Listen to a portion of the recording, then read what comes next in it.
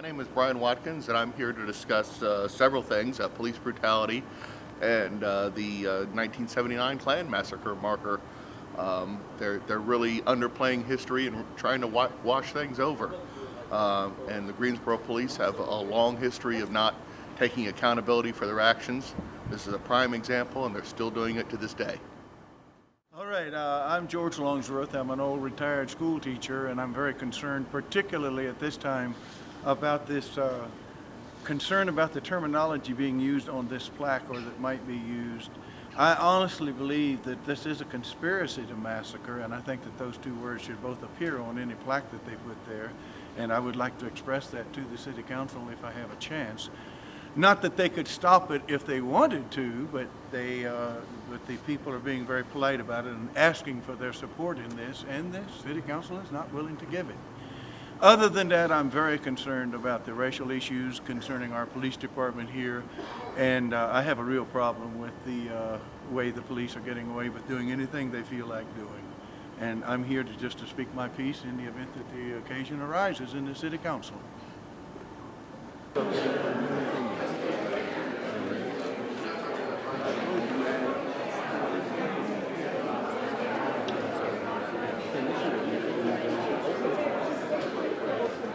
Without having methods or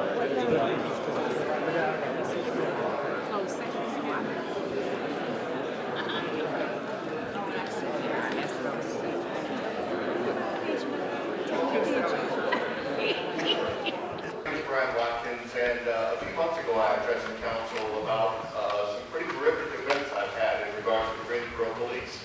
I was stalked home for reporting an officer while on duty. I've been threatened with false arrest for reporting an officer while on duty.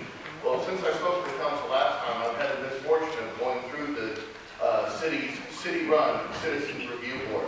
And I'll tell you what, there's absolutely no accountability still. There is no way to actually question the officers or look at the evidence, and allegations that you've made against officers. It's not a transparent process. I've spoken with Mr. West. Alan Beck, I've spoken with Chief Anita Holder about the situation. And in fact, another development in the meanwhile, some rather disparaging personal remarks that were made about me on the Greensboro Police's Facebook page. I spoke to the chief about that, and she did not only refuse to deny that those statements were made by the Greensboro Police, she's adamantly refused to issue a statement distancing the department from these statements. So I can only assume that this is the way the Greensboro Police responds when a member of the public speaks out against them. It shows a stunning lack of accountability. The same lack of accountability that allowed that terrible incident in 1979 still exists to this day. The Greensboro Police Department, they investigate themselves, they review themselves, they find themselves not guilty, and they keep the details of those so-called investigations a secret. Again, the public has no way of knowing what's going on. The law allows for the city to release this information if a citizen, quote unquote, has concerns about the integrity of the agency or the investigative process. I've raised these concerns along with a number of people, and the city is still saying they can't release this information. So again, we have no accountability even though the law allows for it. So something needs to be done, but a city-run Citizens Review Board is not going to do anything to make peace between the citizens of Greensboro and the Greensboro Police Department. Thank you.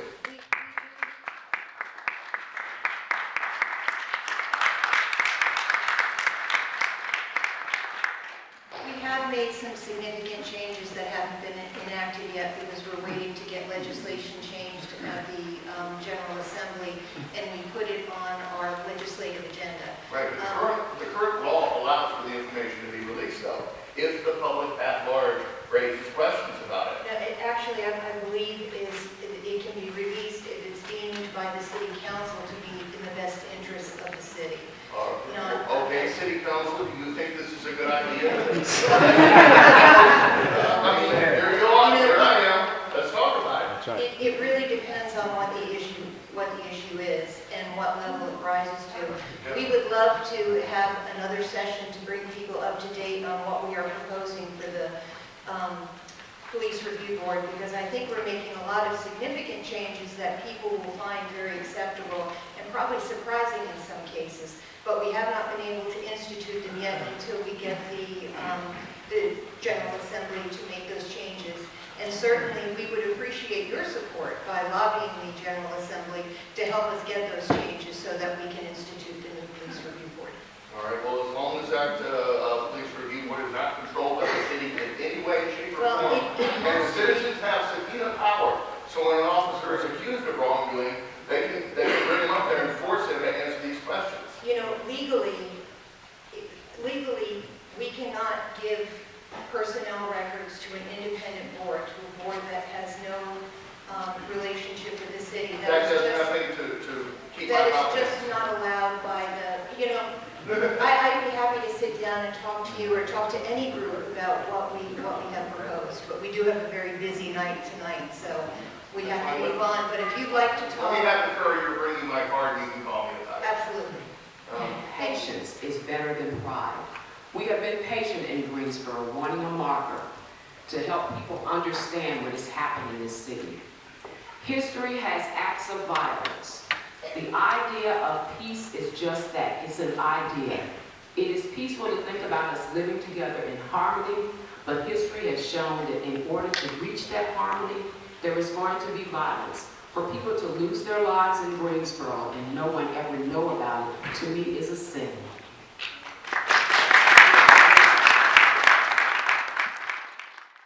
My name is Darryl Baskerville. I live at 1605 Orlando Street. Madam Mayor, ladies and gentlemen of the council, I hope that you're getting the picture here. There's simply a world of information which you do not have, and which makes it clear that federal and local police officials had the information, they had the authority, they had the opportunity, and they had the duty to prevent these deaths. We have talked about the BATF's involvement, but I want each of you to know just how deeply involved the federal agents and Greensboro police agents in this whole matter were. Greensboro FBI agent Lynn Bogarty said under oath that he had been the control agent for Edward Dawson. Edward Dawson was a paid informant of the FBI. In the summer and fall of 1979, this same Edward Dawson became a paid informant of the Greensboro Police Department. FBI agent Bogarty testified that informant Eddie Dawson called him on October 31st, 1979, only 3 days before the massacre, to discuss how the Klan planned to disrupt the demonstrators and the parade on November 3rd. And Dawson desired to obtain an injunction to stop the Worker Viewpoint Organization event on November 3rd. Council members, I want you to hear me well. The police informant, who had also been an FBI agent, got scared and sought to get an injunction to stop the parade. Neither Nelson Johnson nor anyone associated with the event, the planned march or demonstration, knew anything, absolutely nothing about that growing danger.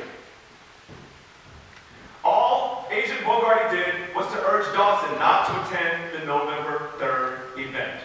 That's all. Why did FBI Agent Bogarty not intervene and urge the Greensboro police to do something? Finally, Raleigh FBI Agent Goldberg said in his disposition that he spoke by telephone on or around November 2nd, 1979, just 1 day before the massacre, with a Mardicia Levy, who was operating as an undercover operative within a Nazi group from the Jewish Defense League.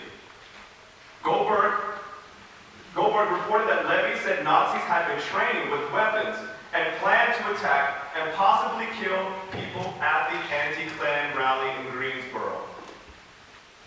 Goldberg testified that he called the Greensboro FBI office and relayed this information.